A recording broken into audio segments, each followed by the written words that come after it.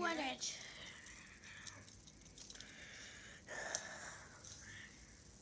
Do you know how to get I it? don't want it. Huh? Be quiet, want it. The National Weather Service in Salt Lake City has issued a winter storm warning for heavy snow, which is in effect from 6 p.m. this evening to 9 a.m. Mountain Standard Time Wednesday. The winter storm watch is no longer in effect. Affected area, the central and southern Wasatch Front including Salt Lake City. Snow accumulations, total amounts of 6 to 12 inches are expected through Wednesday morning.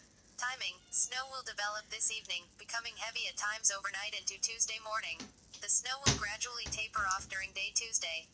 Additional heavy snowfall can be expected south and southeast of both the Great Salt Lake and Utah Lake Tuesday night into Tuesday morning.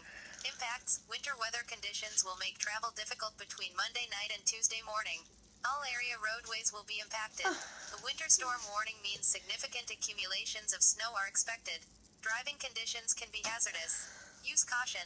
Keep winter survival kit in your vehicle in case of an emergency. Another brush. Good boy.